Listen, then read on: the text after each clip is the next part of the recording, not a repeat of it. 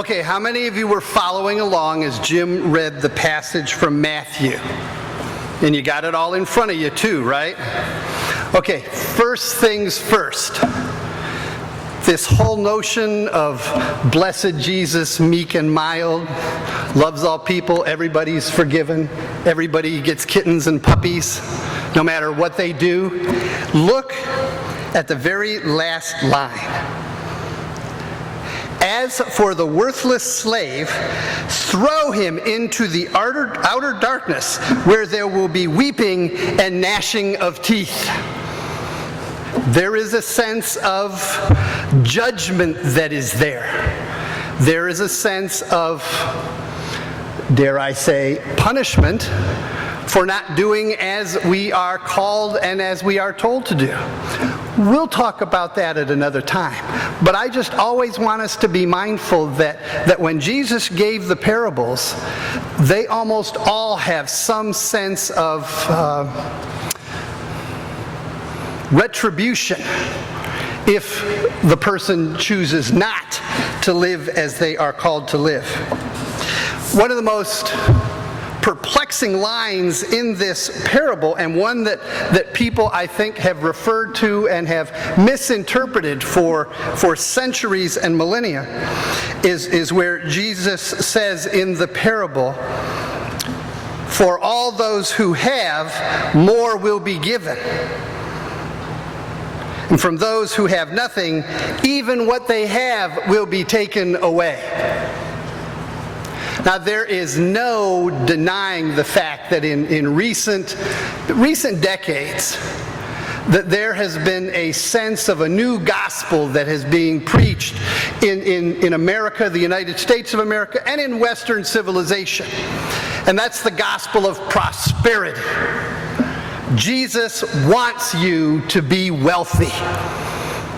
And you can be wealthy by calling on the name of God, by doing certain things and acting certain ways, and you will be blessed financially, materially. It is yours to have. And they have looked at this and they have referred to this passage. Well, see, to those that have much, more will be given. So if I've got $1 million and worked for, that's great, so now I'm going to get $2 million.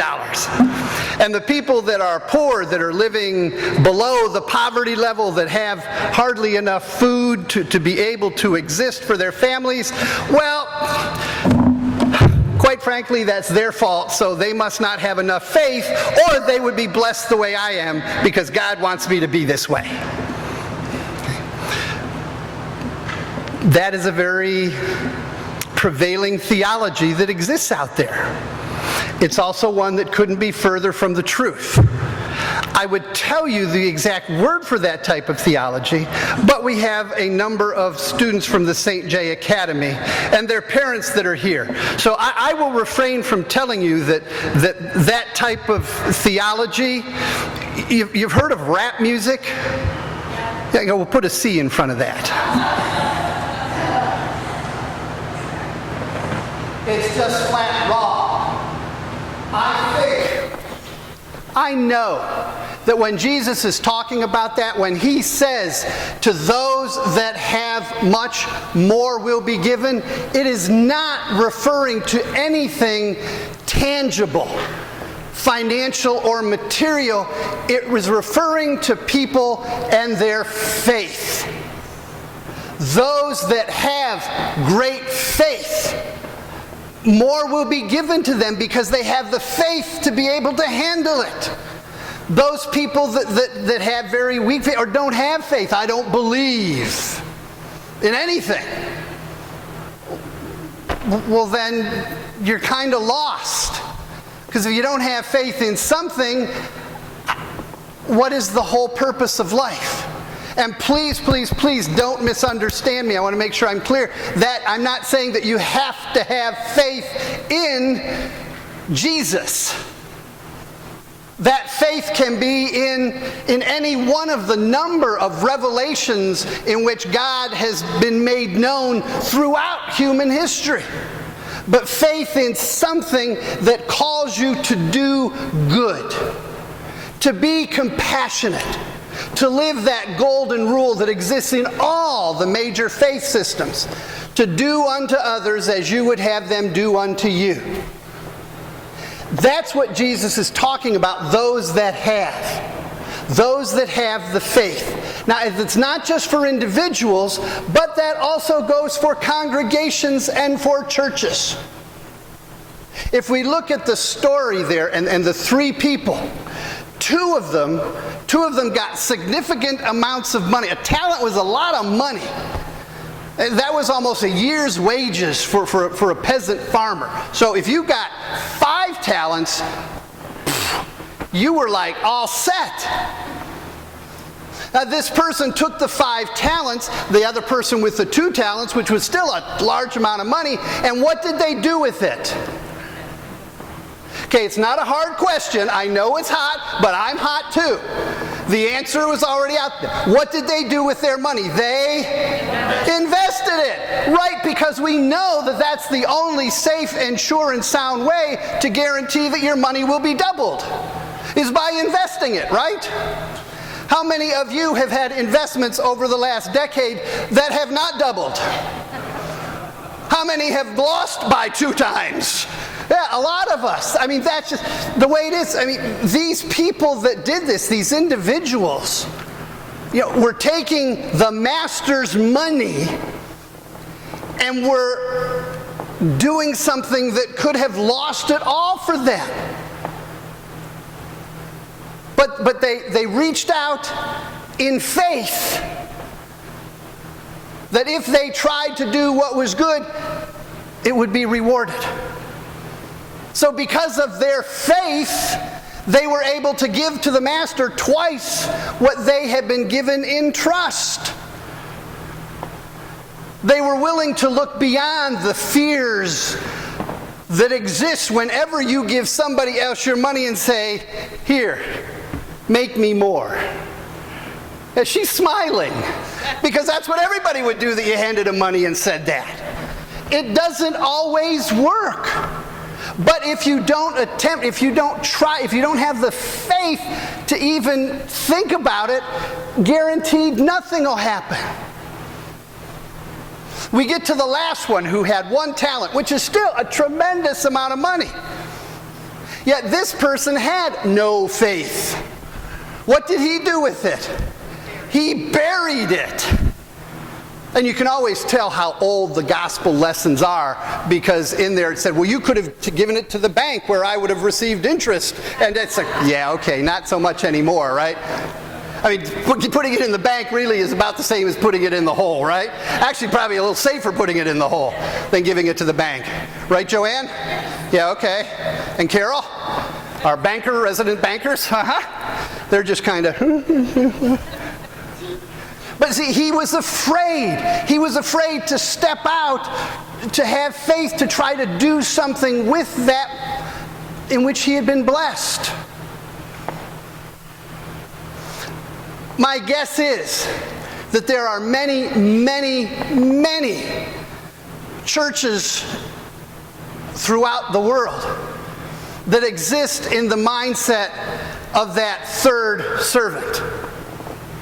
How can we keep what we have safe? How can we make sure that it doubles? Because then we'll have twice as much to bury in the ground and to keep safe. Unfortunately, too many churches, and I have in my life been associated with 5 churches. 3 serving, 2 that Kathy and I were in as we got married and then moved on to. 5 churches. 4 of them, make sure I get this right, fortunately she's not here so she can't correct me. 4 of them had significant endowments behind them. 4 of them.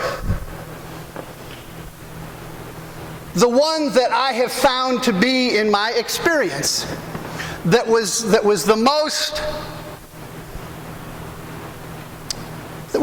faithful was the one that did not have an endowment, was the one that put together a budget with faith. Each and every year, and we were there 27 years, each and every year the budget would grow, small amounts, but would grow. And each and every year, when we would have our congregational meeting, because all churches have congregational meetings, we would have our congregational meeting, the budget would be put forward. Each and every year, the same 4 people, the whole time we were the same 4 people, would get up and say, "We can't do this. This is more money than we got in last year. We can't do this. We need to cut the budget." And where do you always cut the budget first? Outreach. Because it really doesn't affect the church. I mean, you got to pay the bills. You got to keep the lights going. You got to keep the fans going. You got to pay the pastor. I mean, there's stuff you got to take care of. The staff's got to be taken. It's just, that's the way it is. So we'll cut outreach. Each and every year for 27 years, the people voted, and the budget passed unanimously. Every year, the same 4 people got up and said, "Can't do it, can't do it, can't do it, can't do it." We would discuss it, and every year, they would vote for the budget. Every year for 27 years, we surpassed budget. We always got in a little more than we needed. Not a lot, but we never went in the hole. One of the problems that churches that have endowments that they have been blessed with is a sense of safety and security. Having to take care of it, so not only is it here now, but it grows into the future. In talking with a number of friends and colleagues that I graduated with and that I have made during my time in the ministry, I have talked to some churches that have $5, $6, $10 million endowments. When Kathy and when we were in seminary, I worked at a Methodist church. That was my job while I was going to school. Well, the senior pastor and I just worked together really, really well. We really clicked.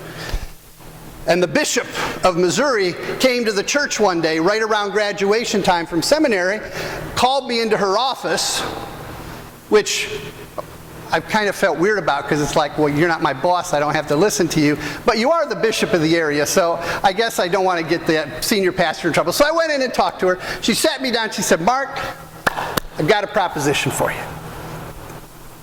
I want you and George," senior pastor, said, I've got a church in St. Louis that I want you to co-pastor, to work together as equals. Now, George was phenomenal. He'd been doing this for like 55 years. So even the thought of being on a par with him was just unbelievable. And she said, "This is a church that we know can prosper, that we know can grow. It's a church that has a beautiful, beautiful building. It was overlooking the Forest Park area of St. Louis. There were 2 parsonages. We would have gotten one. George and his wife would have gotten the other. These were the old homes in Forest Park that the stocks will tell you. I mean, these were like the ones on Main Street that we have here. They would have been the guest houses. I mean, these were really big, rich houses." It was very tempting, and it was like, okay, what's the deal here? She says, "Well, for the last 10 years, the average attendance has been 17. I like a challenge, but I'm also not stupid." I said, "Okay, 17 people, I get the whole faith, things have to go on." She went on to tell me this is a church that has a $12 million endowment. Everything is state of the art. But they can't get people to come. When I went and looked at the financials and looked at the mission statements and all those things about this church, what I found out was this was a church with this much money. They gave to outreach $7,000 a year. You now figure out the percentage.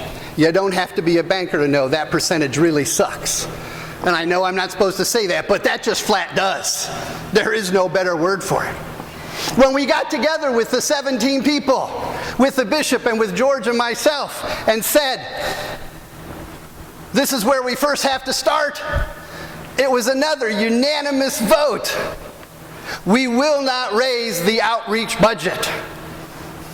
That money needs to stay in the bank and needs to grow so that the church can continue on in perpetuity.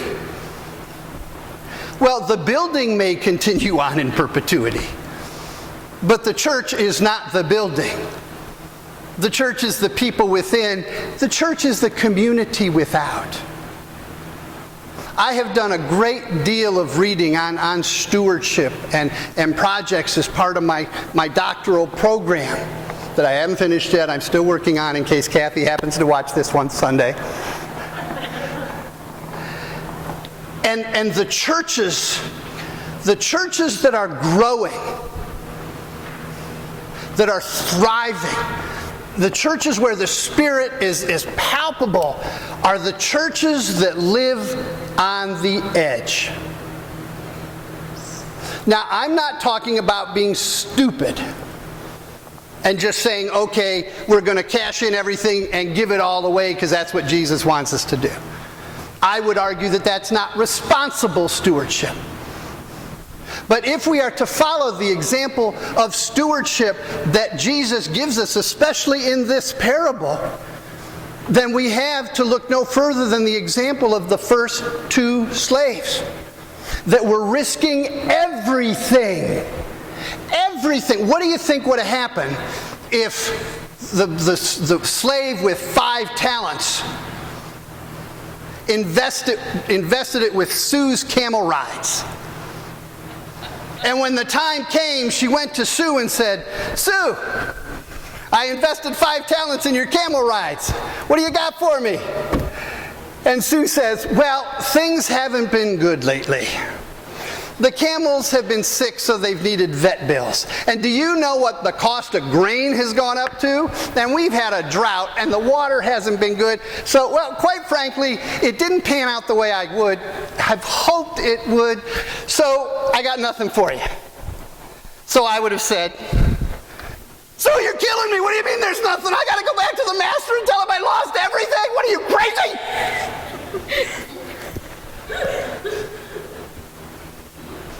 I would have gone back to the master. Now, you've already smiled when you took my money. And I would have said, Master, you gave me 5 talents.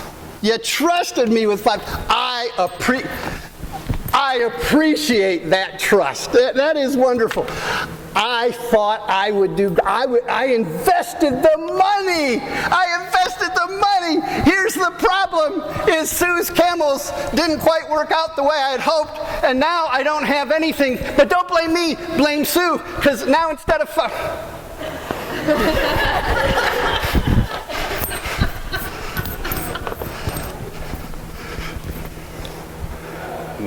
No? Jail? Sell my kids into slavery? Now that doesn't deal. Okay, we can talk. I mean, this would not have gone over very well. But he did it. He went out on faith and was able to come back to the master and say, because of your faith in me,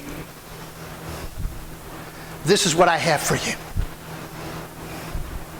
This is a real lesson for us as individuals. This is a real lesson for us as a church. Yes, we have been blessed beyond belief. Definitely beyond our worth. But we have been blessed. The question is, how will we now be a blessing to the church, more importantly, to the community that is out there? How will we reach out? Will we reach out? Why don't we reach out?